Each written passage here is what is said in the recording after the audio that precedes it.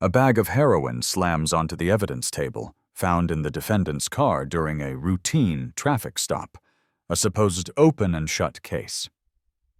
Anya Sharma sits stone-faced at the defense table as the predominantly white jury stares at her with a mixture of disdain and preconceived judgment. Officers Ryan Miller and Ben Carter exchange subtle smirks as the prosecutor, Daniel Evans, arranges his papers with theatrical confidence. The judge adjusts his glasses. "How does the defendant plead?" Anya stands, her posture exuding a discipline that seems out of place. "Not guilty, Your Honor." "These officers planted that evidence. They profiled and targeted me specifically." Scoffs and murmurs ripple through the courtroom. The prosecutor rolls his eyes for the jury's benefit. Little do these officers, this prosecutor, or this jury know. They've just become pawns in a game they can't possibly comprehend. 3 weeks earlier, Anya's sleek electric coupe glides through a wealthy, manicured suburb of Austin, Texas. She's returning from a grueling covert operation in Bogota, exhausted but satisfied with the mission's quiet success. Her encrypted phone lights up. "Sharma," she answers, her voice a low monotone. "Confirmation on your 2 weeks of approved leave," her CIA handler, Robert Vance, says. "The director sends his compliments on the Bogota situation." "Tell him the asset is secure," Anya responds, her eyes clocking a police cruiser parked obscurely ahead. "Thanks for checking in." She ends the call, shifting seamlessly into her civilian cover identity.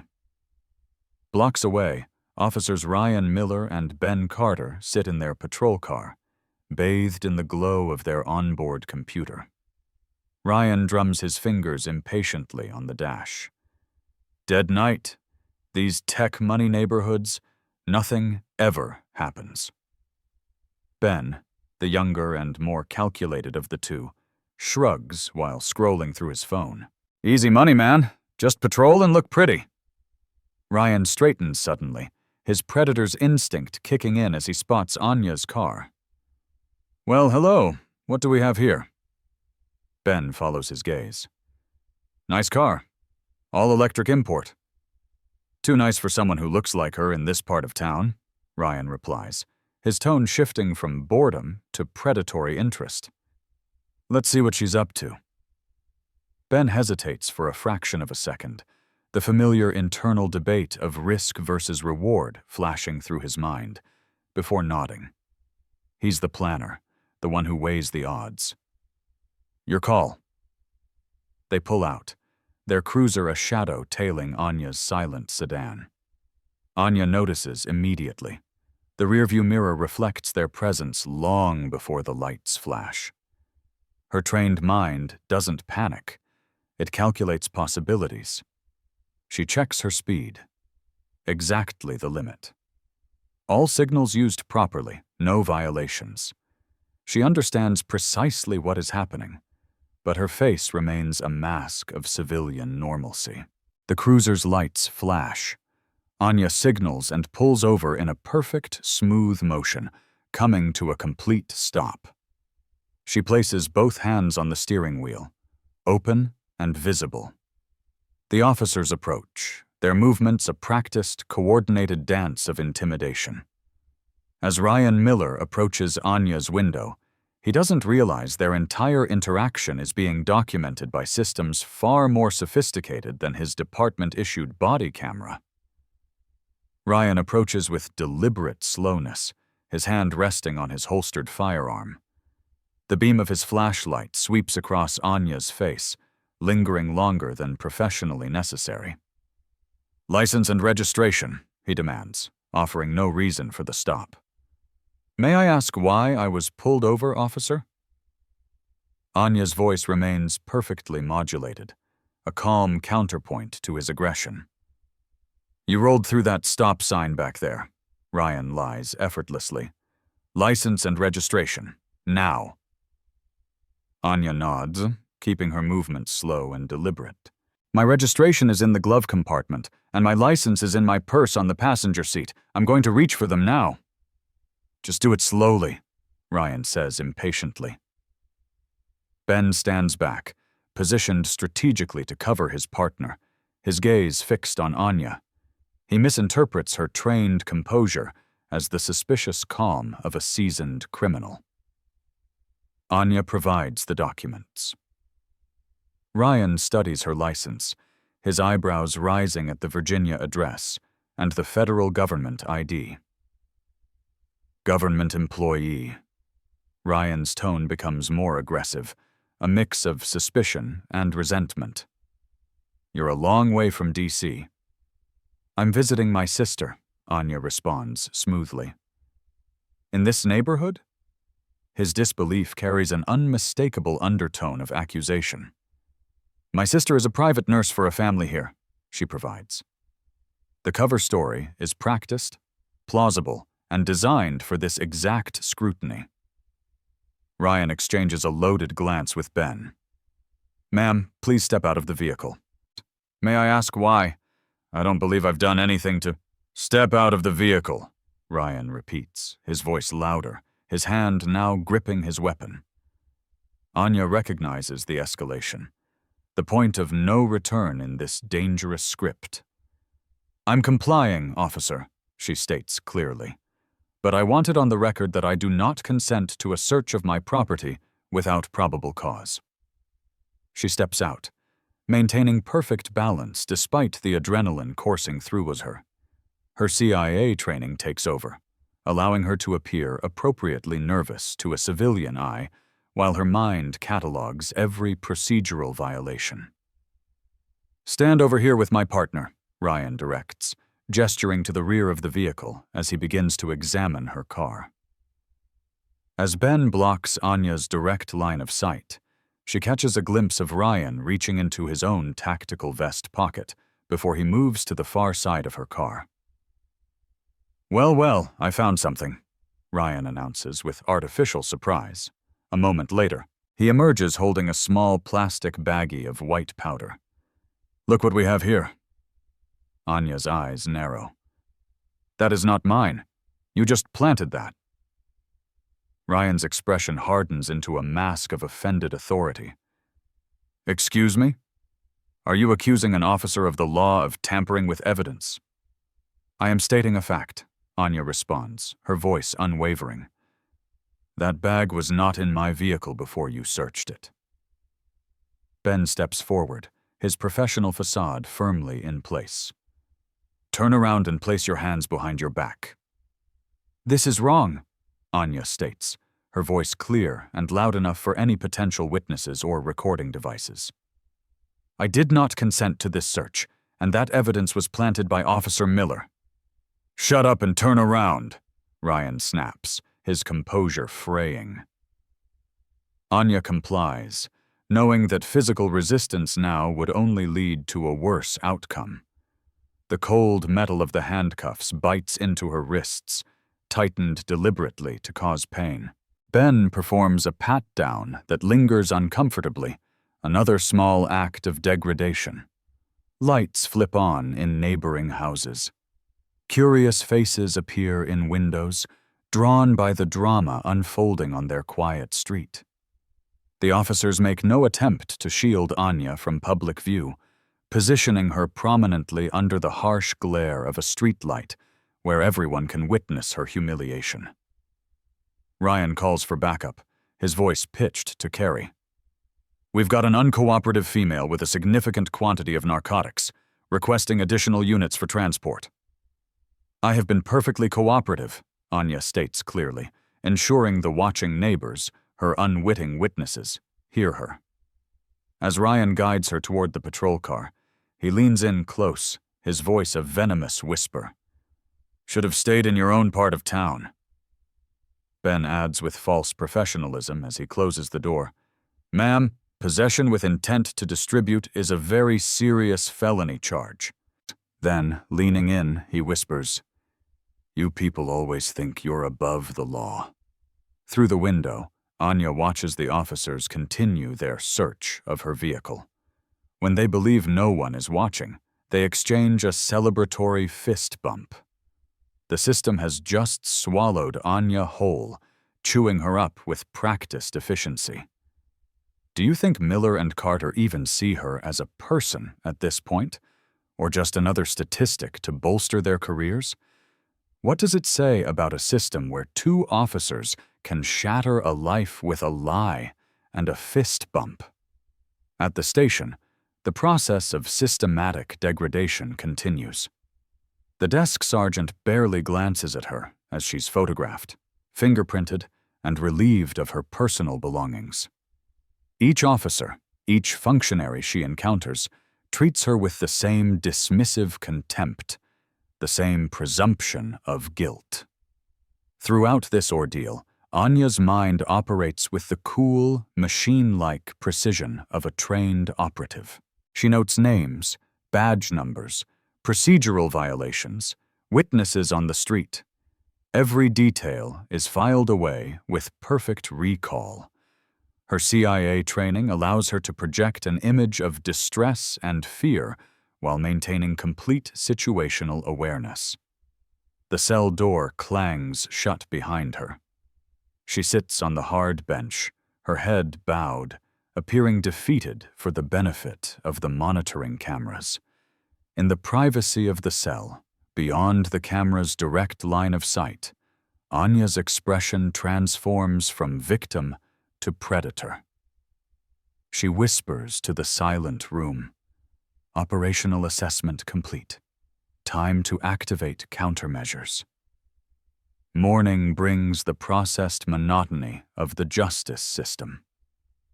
Anya stands before a disinterested magistrate for her initial appearance, listening impassively as bail is set at an exorbitant amount. "One phone call," the deputy announces afterward, leading her to a greasy, wall-mounted phone. Anya punches in a number memorized for just such a contingency.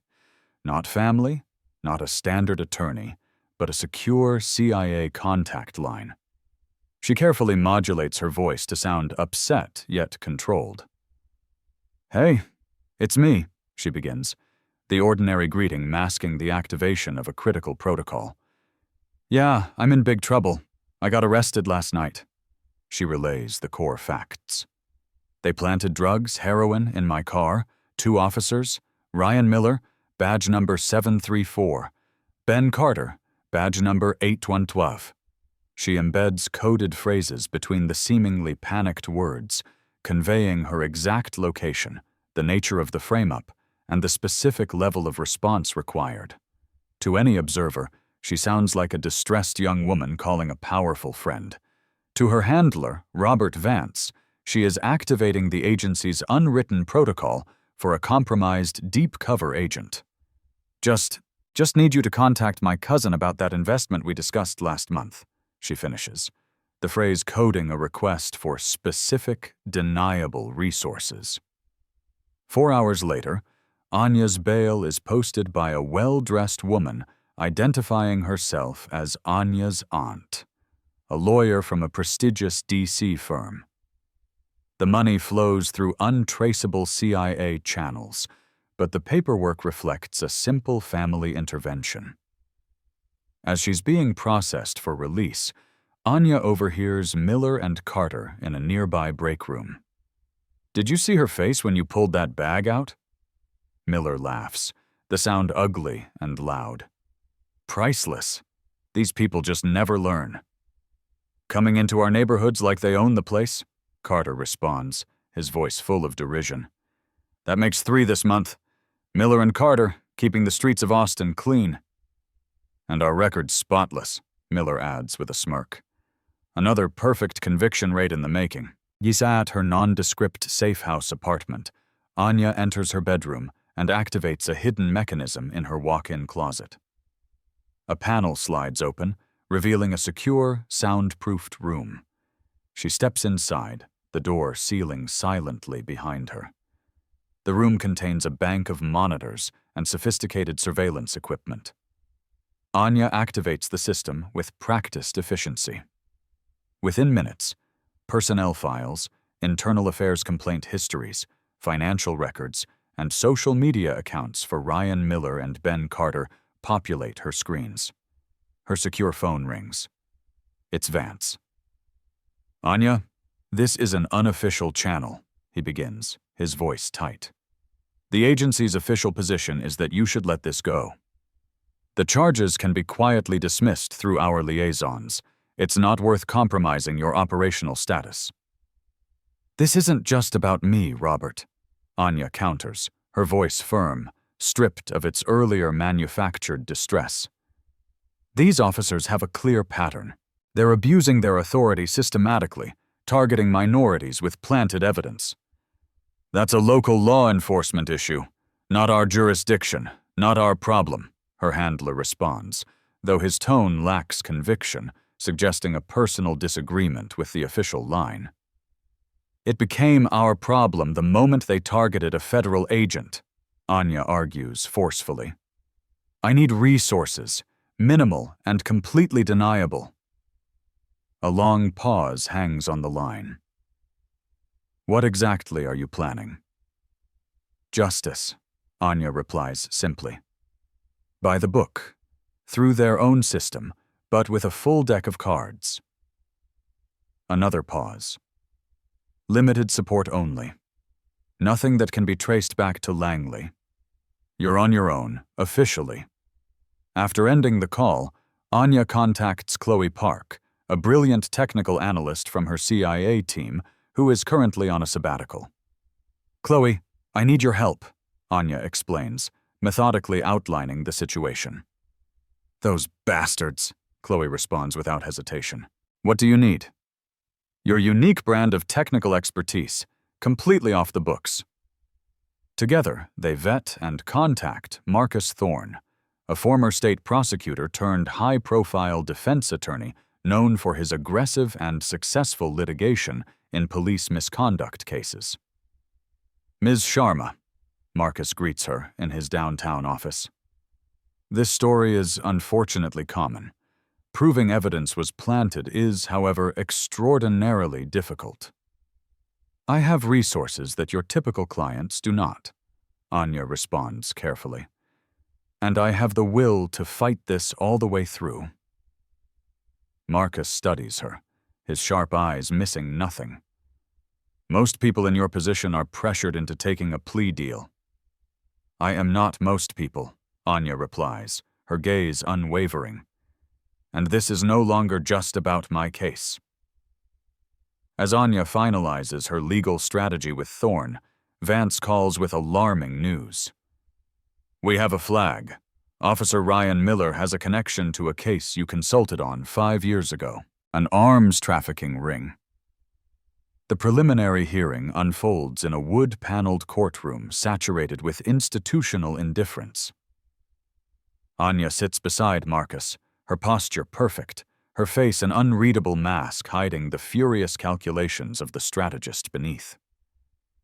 Prosecutor Daniel Evans approaches the evidence table with the practiced confidence of a man who rarely loses. He places the plastic bag of heroin before the judge. "Your Honor, during a routine and lawful traffic stop, Officers Miller and Carter discovered this significant quantity of a controlled substance, heroin, hidden beneath the driver's seat. The amount is consistent with intent to distribute." Evans presents the body camera footage, which conveniently begins several seconds after the traffic stop was initiated, showing only the seemingly professional discovery of the evidence and Anya's subsequent arrest.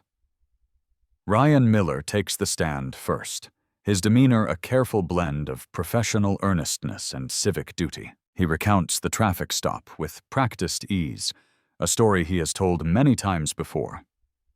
"The defendant was argumentative and evasive from the very beginning," Miller testifies, the lie flowing smoothly from his lips.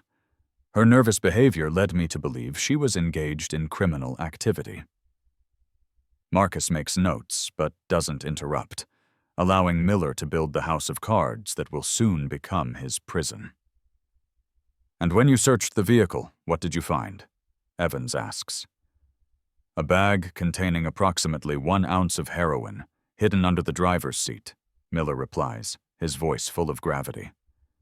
Based on my training and experience, this quantity is indicative of intent to sell. Ben Carter follows, his testimony a perfect, harmonious echo of his partner's account, adding small, reinforcing details while carefully avoiding any potential inconsistencies. When the cross-examination begins, Marcus Thorne rises with a deceptive, almost lazy casualness. Officer Miller, you stated you were wearing a body camera. At what time did you activate it during this traffic stop? Miller hesitates for a microsecond. As soon as I exited my vehicle to approach the defendant's car, per department policy. Interesting, Marcus responds, his tone mild. Yet the timestamp on the video file begins several minutes after the initial stop would have occurred. Can you explain that discrepancy?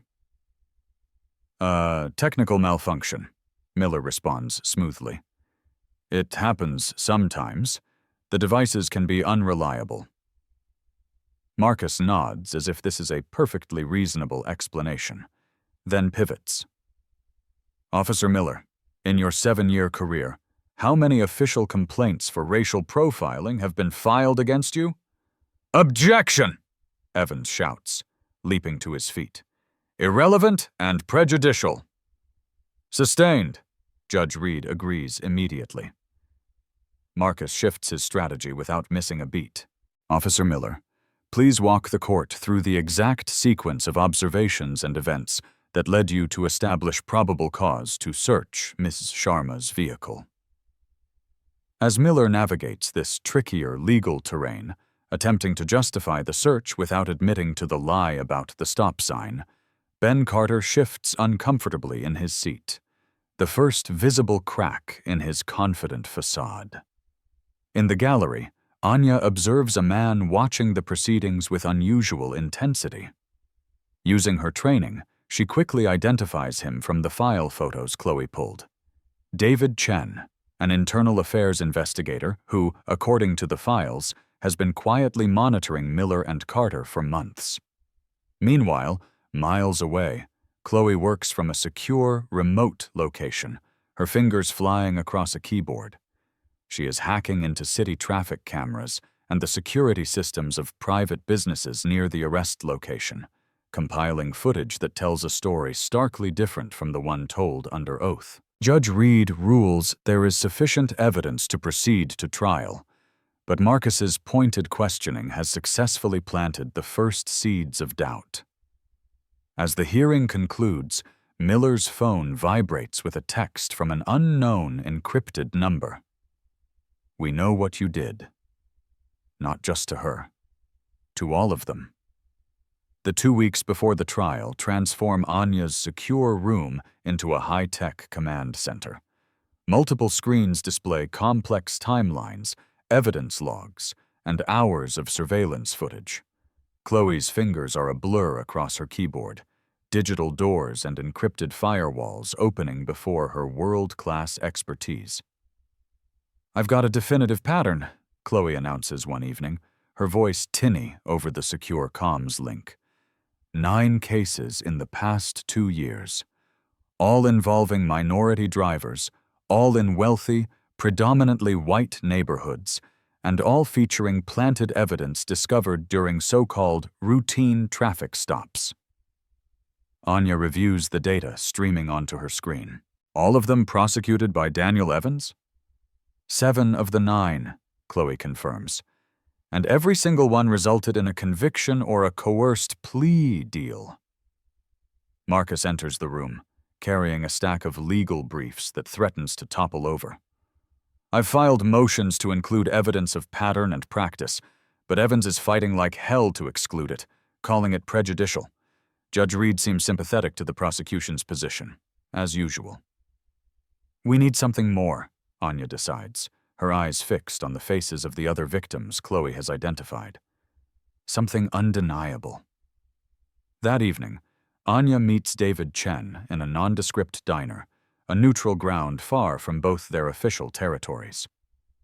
Unofficially, Chen begins, taking a sip of his coffee without looking at her. "I've been building a case against Miller and Carter for almost 2 years. They're careful. Internal complaints get buried by their supervisors, witnesses get intimidated, and physical evidence conveniently disappears." "But you kept watching," Anya observes. 15 years in IA teaches you patience, Chen replies. "But I've never had a victim who was willing and able to fight back with actual resources." He slides a napkin across the table, on which are handwritten notes. "A list of departmental procedures they violated during your arrest. Things only an insider would know. I can't testify to this, not yet, but it gives your lawyer a roadmap." Across town, Ryan Miller paces his living room, agitated. His phone displays another anonymous message. "Your partner's financial records show a series of unexplained cash deposits. Does your wife know about that offshore account you opened last year?" Ben Carter arrives, his normally composed demeanor fractured by deep concern. "We need to talk. These messages, who is sending them?"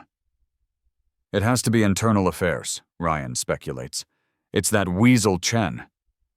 "This feels more sophisticated," Carter counters, his analytical mind seeing a different pattern.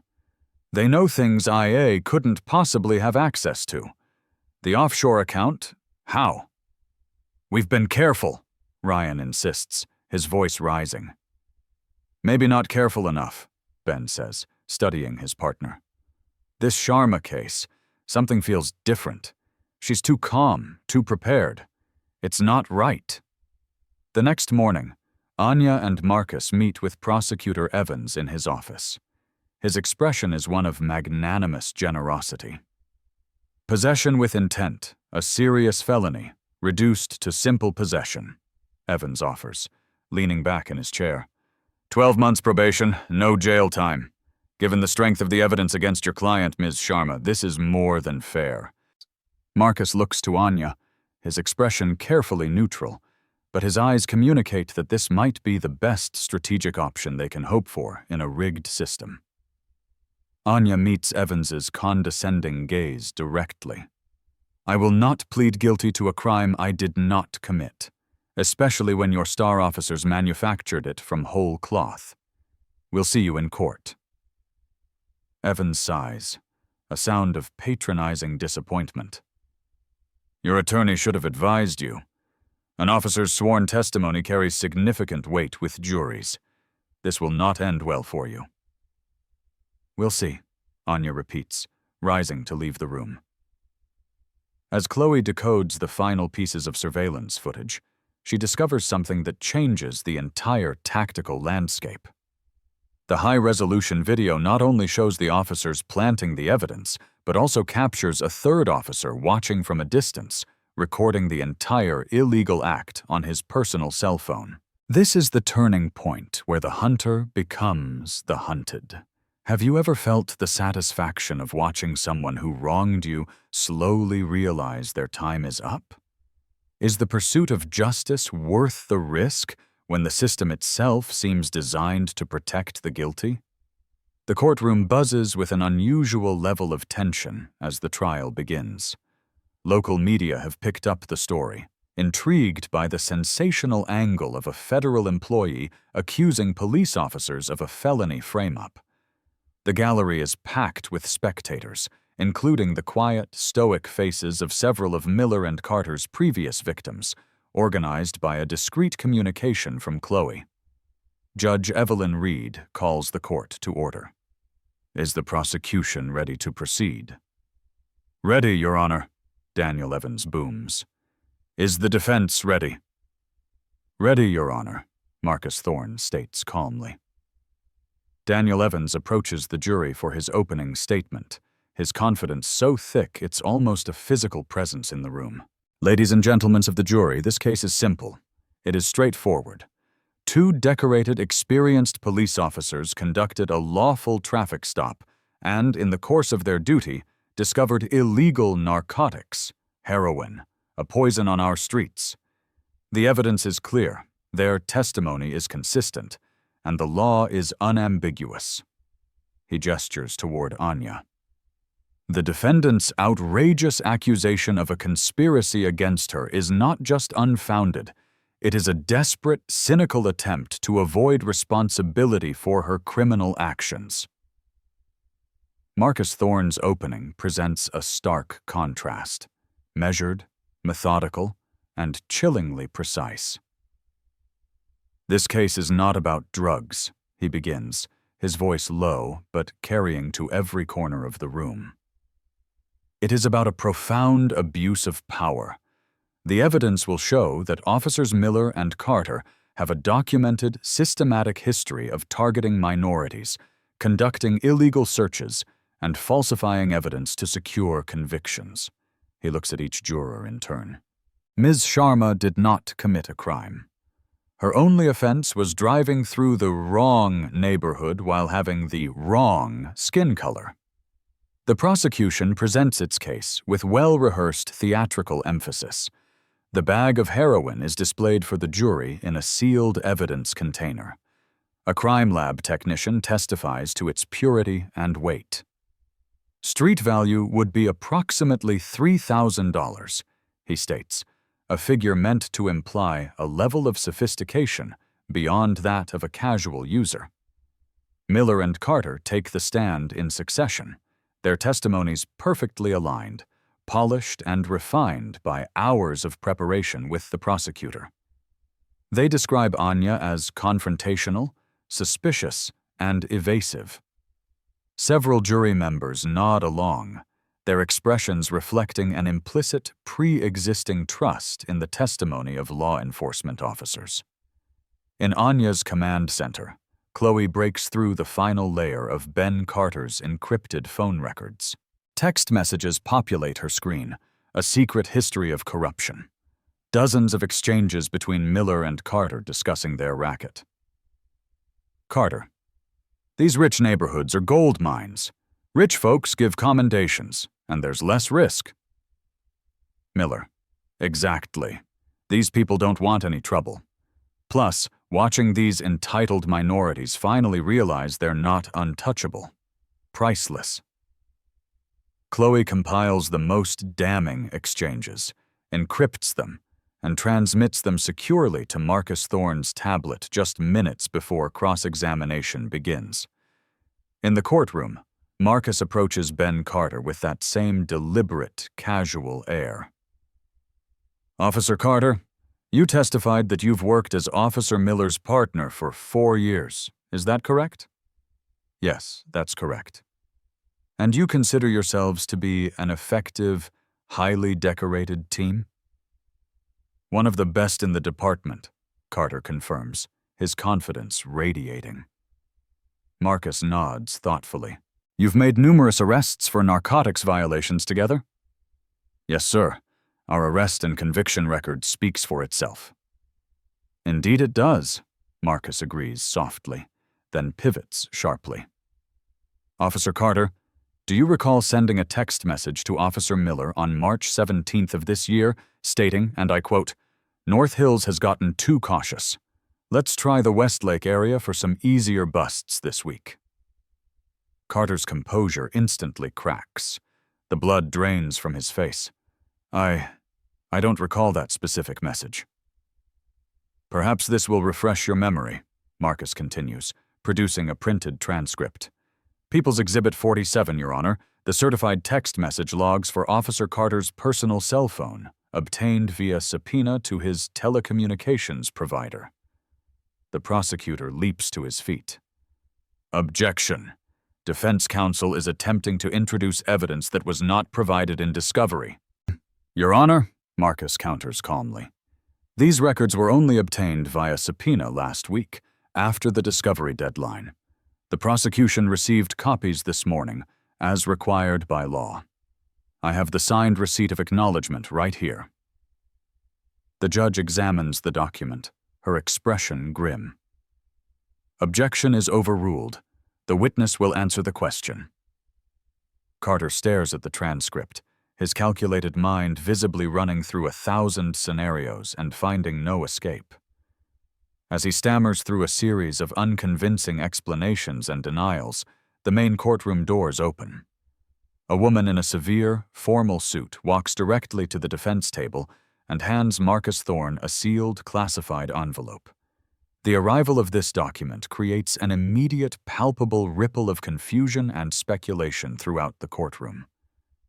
Judge Reed's gavel cracks sharply against the sound block. Counselors, approach the bench, now. Marcus, document in hand, joins a sputtering Daniel Evans before the judge. Their hushed, intense conference grows more heated by the second.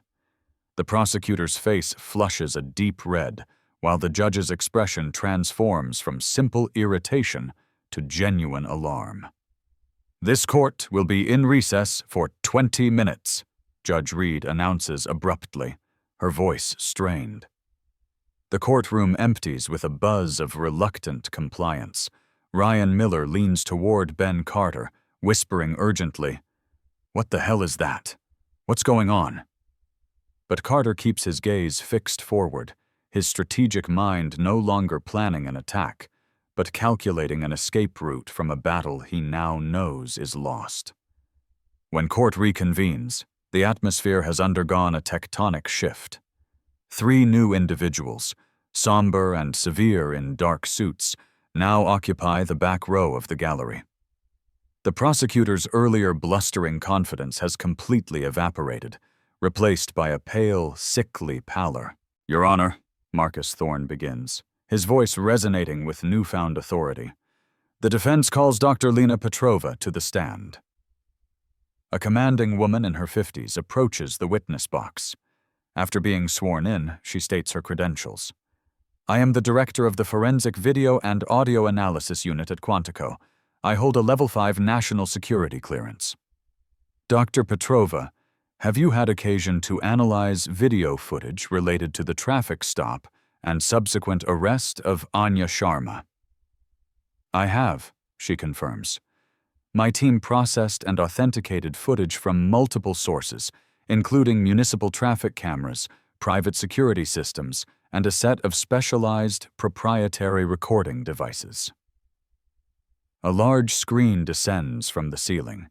Enhanced, time-stamped footage begins playing. It is crystal clear, perfectly synced, and shot from a variety of angles. It shows the complete traffic stop from beginning to end, including unmistakable, high-definition images of Officer Ryan Miller removing a small bag from his own vest pocket moments before discovering it in Anya's car. Gasps and shocked murmurs ripple through the courtroom. Several jury members turn to stare openly at Miller with expressions of dawning disbelief and anger. "Objection!" the prosecutor interjects, a desperate, reflexive cry. "The defense has not established the chain of custody for this fabricated video."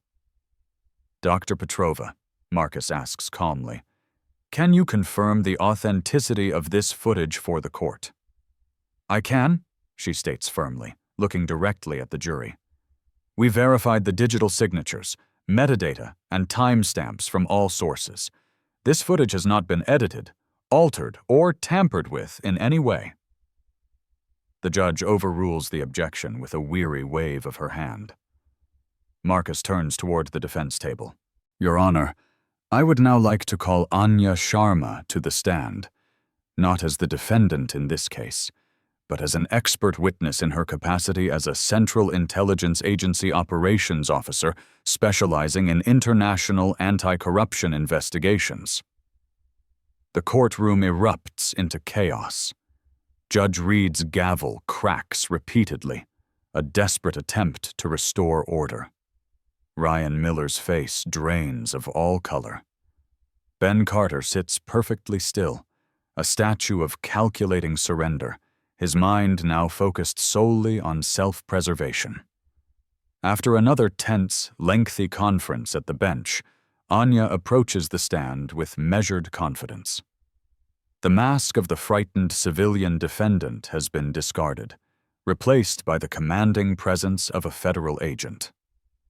"Agent Sharma," Marcus begins, "in what capacity are you currently employed?" "I am a senior operations officer with the Central Intelligence Agency," Anya responds, her voice clear and steady. I specialize in anti-corruption and institutional integrity operations. I've served in this capacity for 12 years. Was your presence in Austin on April 17th related in any way to your official duties? No, Anya responds. I was on approved leave following a complex and sensitive overseas operation. The traffic stop initiated by Officers Miller and Carter was entirely unrelated to any official investigation I was conducting. And yet, you've testified under oath that these officers planted evidence in your vehicle. How can you be so certain? Anya leans slightly forward, her gaze sweeping across the stunned faces of the jury. Standard CIA operational protocol requires that all field agents' primary vehicles be equipped with multiple, covert recording devices. This is a safety measure designed to protect both the agent and the agency from compromise or false accusation.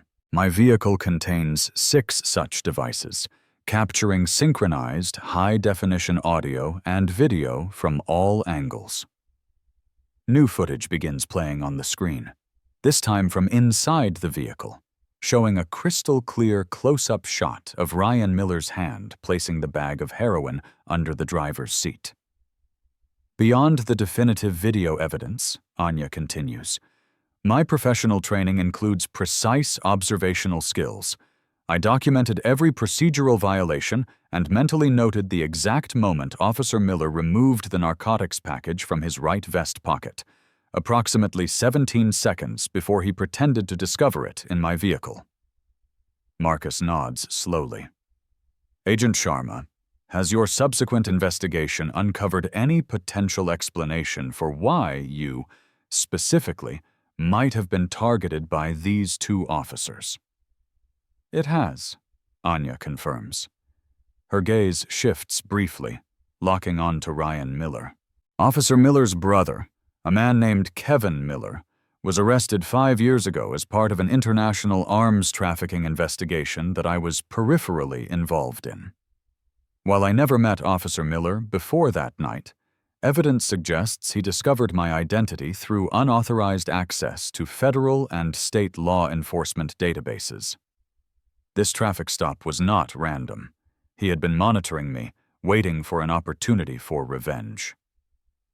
This revelation transforms the case entirely, from a story of simple, racist framing to the deliberate, premeditated targeting of a federal agent, a vastly more serious offense with dire national security implications. The courtroom absorbs this new reality in stunned silence. Several jury members now stare at Miller and Carter with open and undisguised contempt. No further questions, Your Honor, Marcus concludes. The prosecutor rises for cross-examination, his earlier swagger replaced by a desperate fumbling attempt at damage control. Agent Sharma, he stammers. If you were being unfairly targeted, why didn't you simply identify yourself as a federal agent during the traffic stop? For 2 primary reasons, Anya explains calmly. First, revealing my CIA affiliation is only authorized under protocol in immediate, life-threatening situations, which this was not. Second, and more importantly, doing so would have prevented the documentation of a pattern of criminal misconduct that has affected dozens of ordinary citizens who do not have the protection of a federal agency behind them. The prosecutor attempts several more questions, but each answer only serves to strengthen rather than weaken Anya's testimony. Finally, he surrenders with a resigned, "No further questions." As Anya returns to her seat, her gaze sweeps over Miller and Carter. For a brief moment, her professional mask slips, allowing them to see the cold, unyielding determination beneath. Just before she sits, she leans toward the prosecutor's table and adds in a low, clear voice, "And gentlemen, that's just what I'm authorized to reveal in open court." At this moment, the scales of justice haven't just tipped. They've been shattered.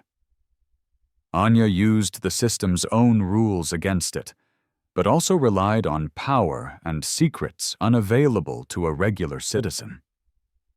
Does this make her victory less pure? Or is this a necessary reality when fighting a corrupt system from within?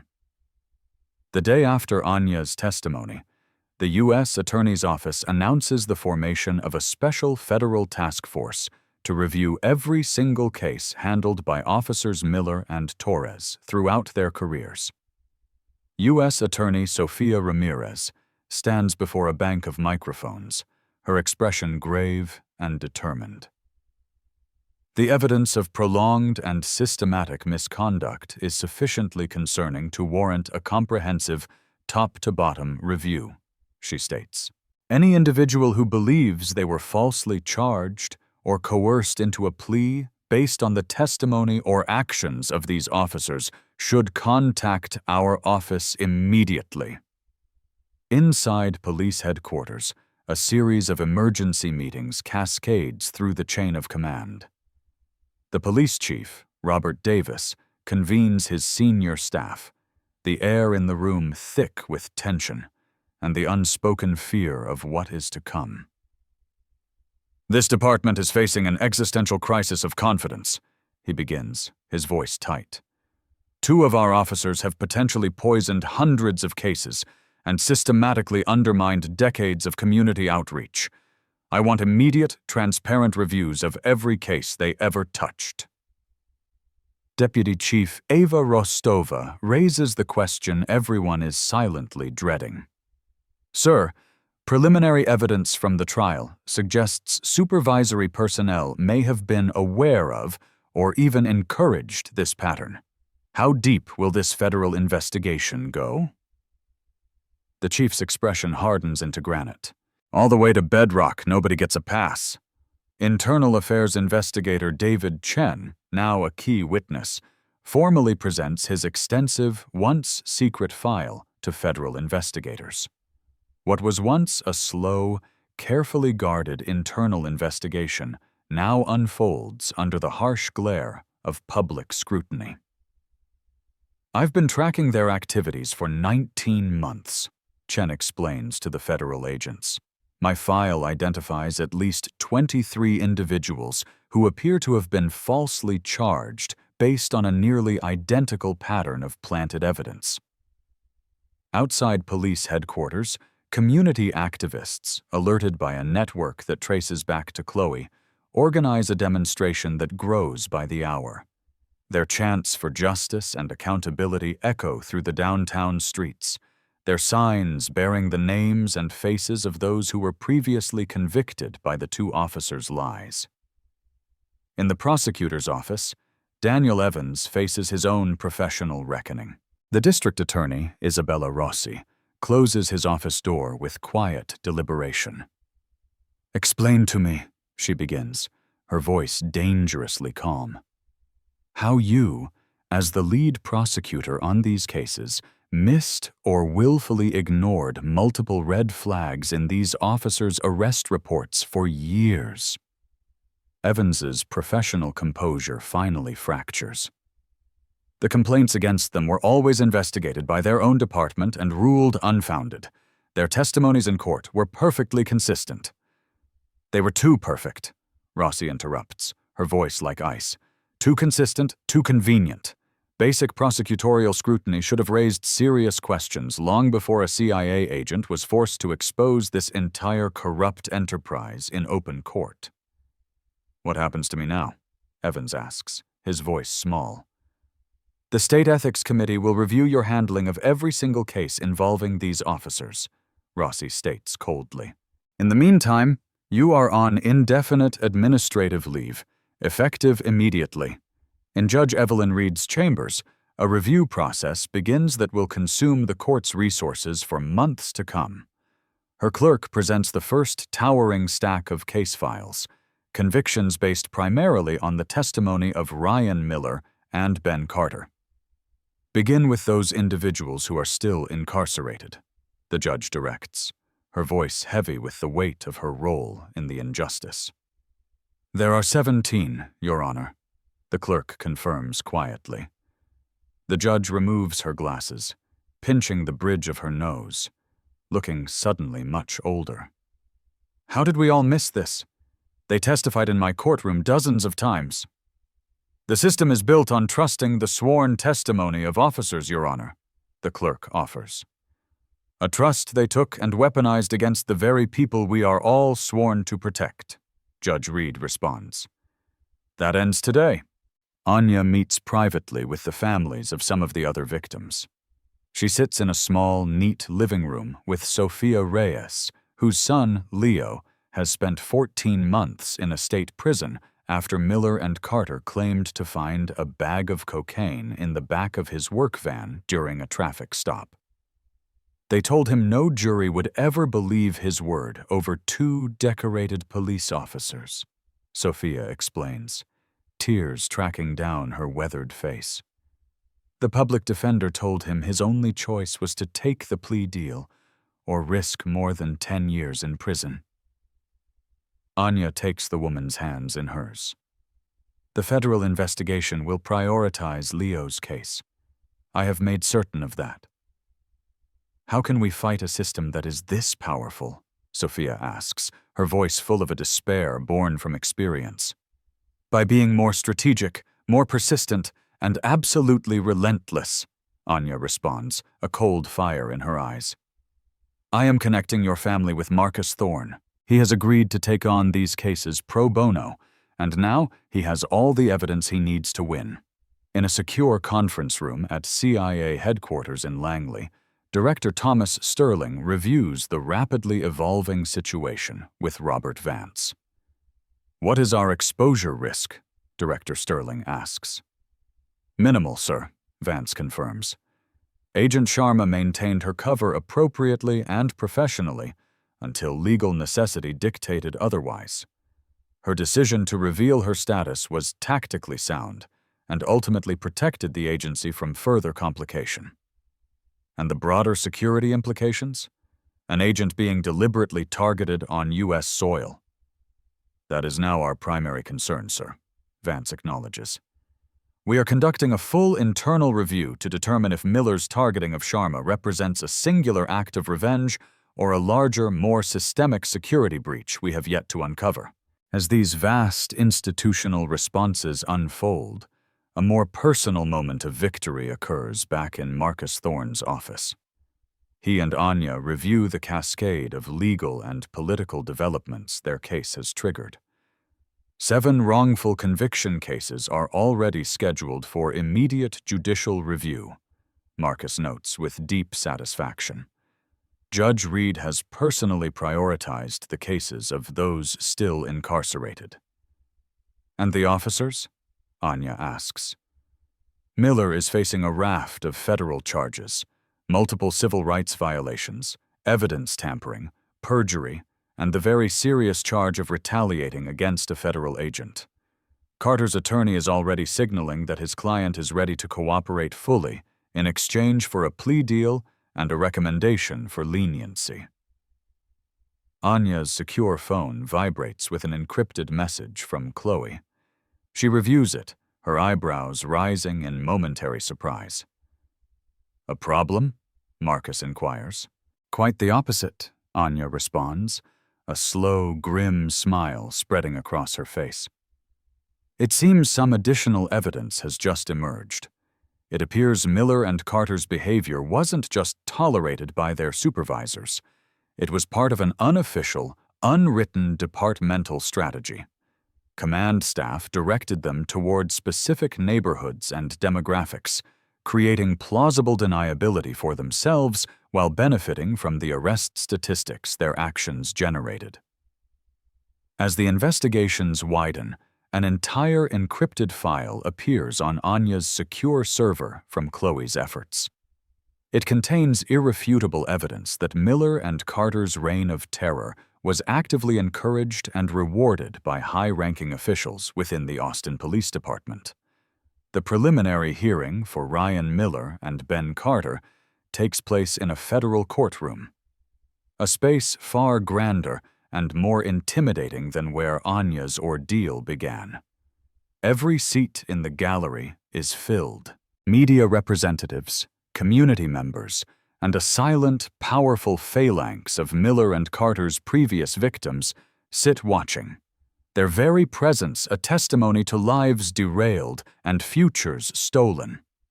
U.S. Attorney Sofia Ramirez presents the government's case with cold, methodical precision.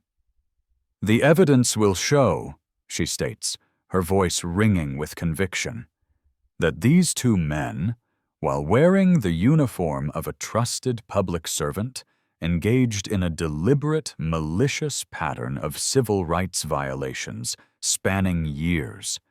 They systematically targeted minority citizens with fabricated evidence, resulting in false imprisonments that have devastated families and entire communities." Ryan Miller sits rigid in his expensive suit, the muscles in his jaw clenching and unclenching. Ben Carter appears more resigned, his calculated mind already processing the bleak arithmetic of his limited options. The evidence unfolds relentlessly. The damning video footage from Anya's car, the text messages, financial records showing a series of unexplained cash deposits into offshore accounts, and the gut-wrenching testimonies from previous victims who had long ago given up hope for justice. With each new piece of evidence, the space between the two former partners widens, their unified front of lies crumbling into dust. During a recess, Ben Carter's attorney is seen approaching the prosecution table. The hushed, intense conversation that follows results in Carter being escorted from the courtroom to a private conference room. When court resumes an hour later, his attorney addresses the judge. "Your Honor, my client, Mr. Carter, wishes to cooperate fully with the government's ongoing investigation. In exchange for formal consideration at sentencing, Officer Carter will provide complete and comprehensive testimony regarding departmental practices and the full scope of the misconduct." A wave of murmurs sweeps through the spectators as Miller's head snaps toward his former partner, his face a mask of raw disbelief and white-hot betrayal. Carter's testimony begins with a clinical, chilling detachment, his natural tendency toward calculation now focused entirely on minimizing his own legal consequences. "The targeting of minorities in wealthy neighborhoods. It wasn't random," he explains. "It was part of an unofficial, unwritten departmental policy that the supervisors called community standard enforcement." "Please explain this policy to the court," the prosecutor requests. "Supervisors would never state the directive explicitly, never in writing," Carter explains, his eyes fixed on a point in the middle distance. "But the message from command staff was clear. Maintain the so-called character of certain high-value neighborhoods by creating pretexts to stop and search any individuals who didn't look like they belonged there. Those who fit the profile, primarily Black and Hispanic drivers in affluent areas, became our primary targets." And the planted evidence? "Initially, we focused on legitimate, minor infractions. An expired registration, a broken taillight. But the department rewarded felony drug arrests far more significantly. It meant promotions, guaranteed overtime, special assignments. The incentive structure was unmistakable." Who specifically authorized this approach? Captain James Reynolds created the unofficial program. Lieutenant Thomas Hayes was responsible for implementing it at the precinct level. And Sergeant William Foster was our direct supervisor, the one who tracked our stats and encouraged our methods. Julian names the names with a cold, dispassionate efficiency. Miller's composure finally shatters. He lunges to his feet, his face contorted with a deep, volcanic rage. "You lying piece of... You were all in on it. You kept the records. You were the one who planned the neighborhoods we hit." "Restrain the defendant," the judge orders, as two federal marshals move quickly to control the erupting Miller. Miller continues to scream, his voice rising with each word, the venom of his ideology now on full display. "You don't belong in those neighborhoods. None of you do. We were just keeping things the way they're supposed to be." His outburst devolves into a torrent of explicit racial slurs and threats, a shocking eruption that visibly stuns even his own attorney. The marshals wrestle Miller from the courtroom, his unfiltered hatred echoing down the long corridor.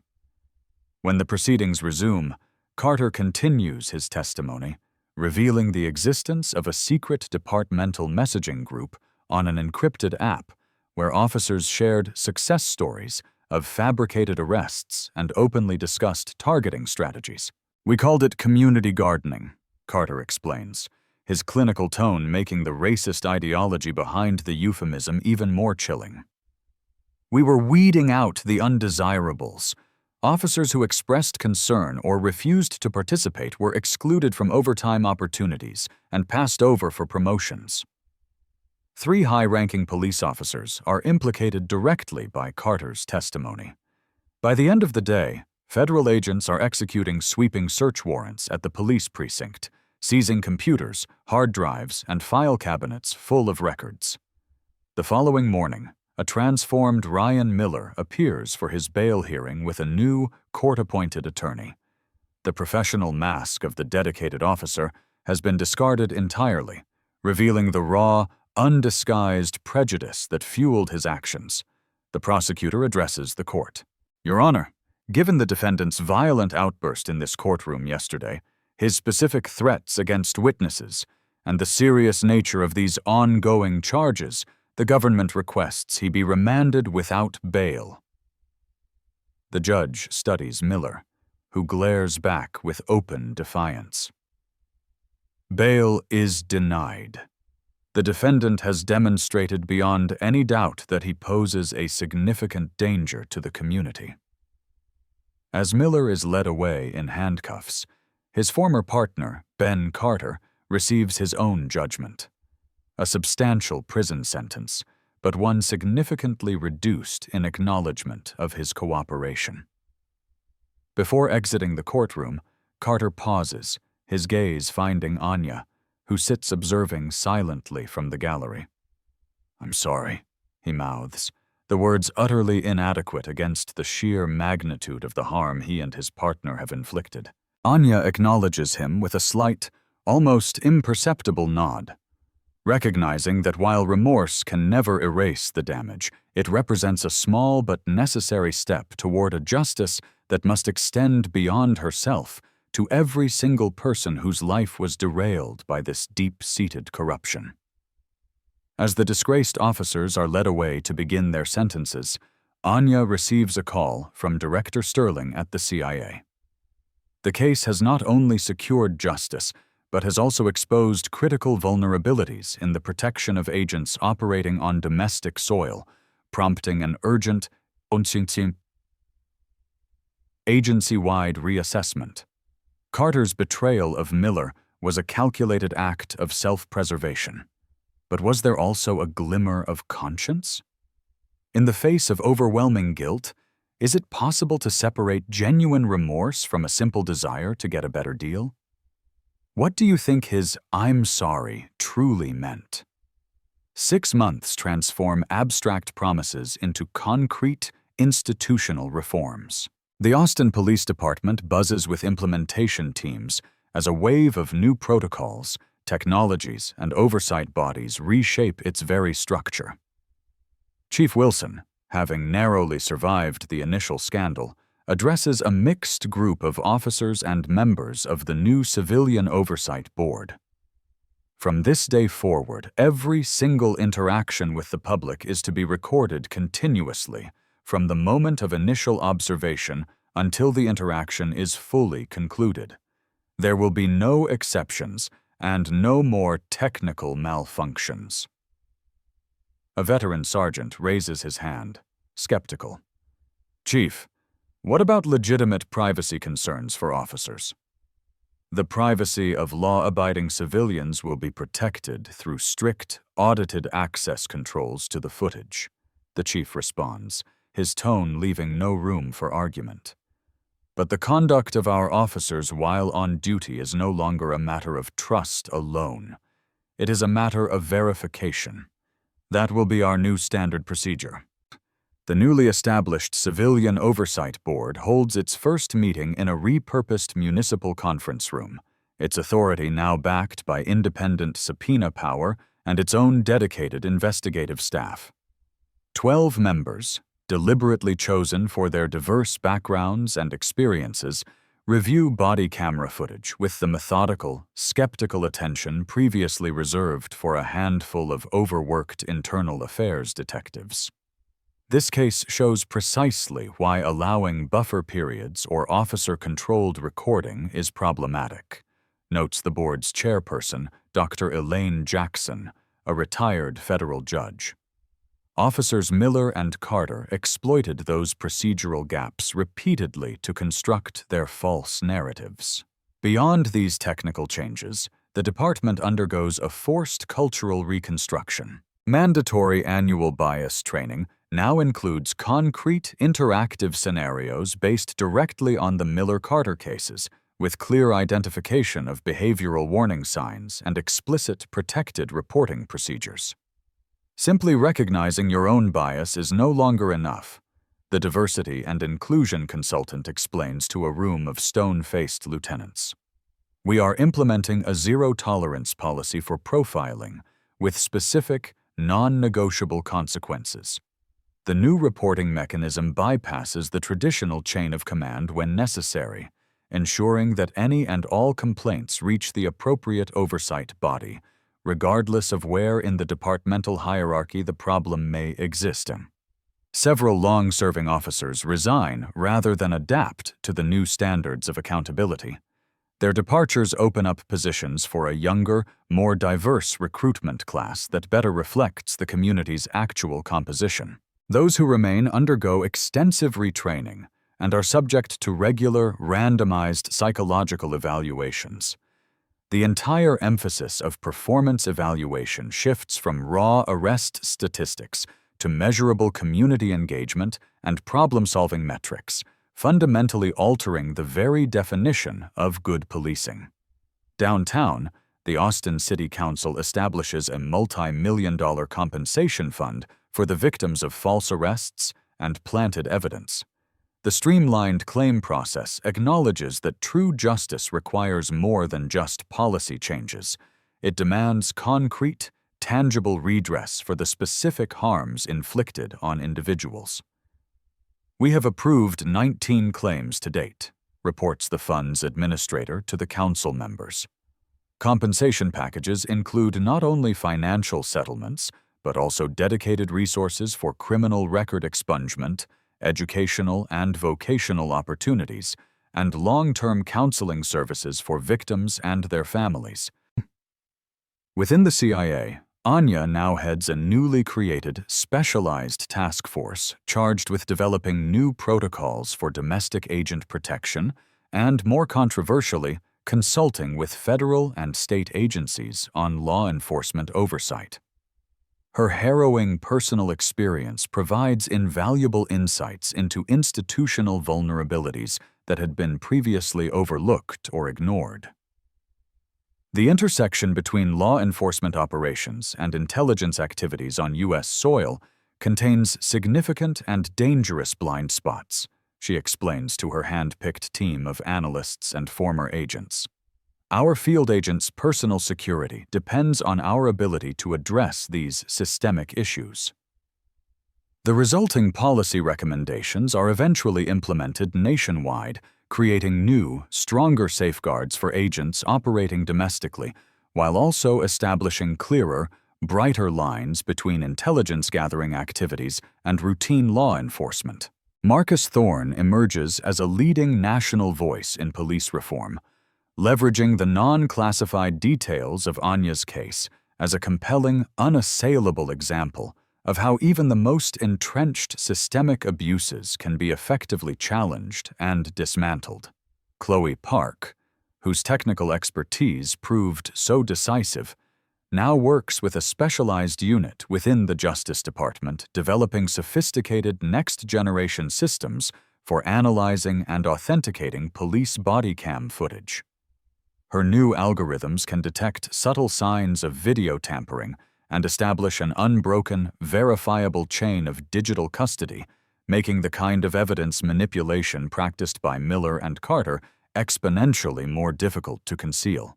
These reforms ripple far beyond a single city department, influencing policing standards and training protocols across multiple jurisdictions. The Austin case becomes required reading in police academies and law schools alike, dissected for its cascading systemic failures and ultimately for the powerful corrective mechanisms it spawned. At a national law enforcement conference, Anya is invited as an anonymous, high-level subject matter expert to speak about her experience, and in a moment of stunning irony, finds herself face-to-face with the former police chief, who was ultimately forced to resign after investigations revealed he knowingly enabled Miller and Carter's behavior for years. 1 year transforms justice from a distant aspiration into a tangible, lived reality. Anya's office at CIA headquarters is sparse, containing a single memento from the case, a framed court order formally dismissing all charges against her.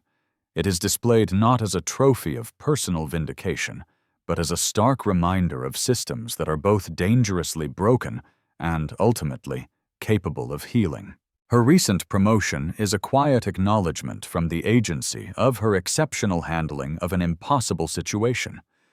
Maintaining operational security while ensuring public justice, protecting the institution's interests while simultaneously addressing fundamental societal wrongs.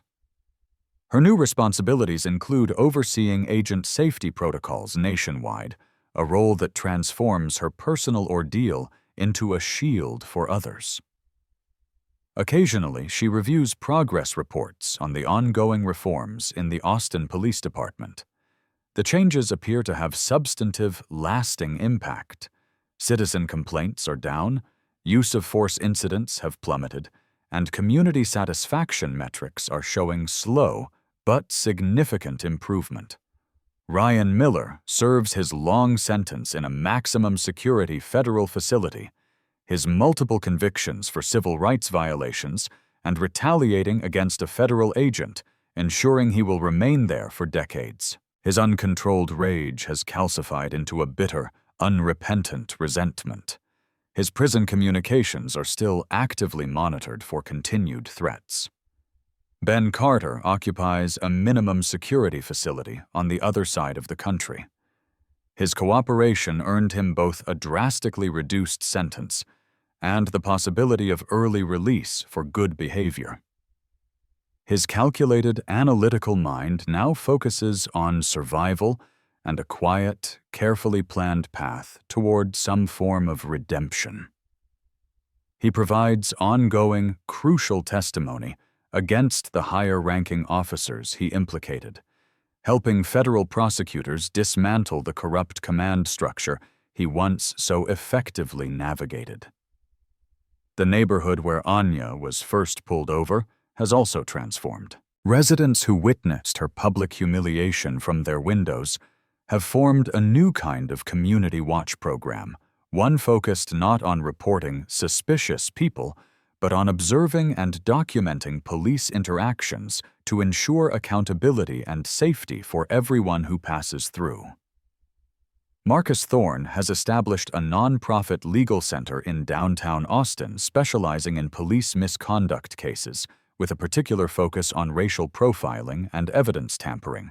Operating from a suite of modest offices, the center provides top-tier legal representation to those who lack Anya's extraordinary resources or position. To date, many of Miller and Carter's victims have had their wrongful convictions overturned through the center's dedicated efforts. On a crisp autumn morning, Anya visits one such family, that of Leon Washington, a young man who spent 26 months in prison after Miller and Carter planted heroin in his car during a stop nearly identical to hers. Released from prison 4 months ago, he is working 2 jobs to try and rebuild a life interrupted by systematic injustice. They sit in his mother's tidy living room, the conversation flowing with an unexpected, quiet ease. Anya doesn't reveal her CIA connection, presenting herself simply as an advocate, someone who experienced a similar injustice and had the means to fight back.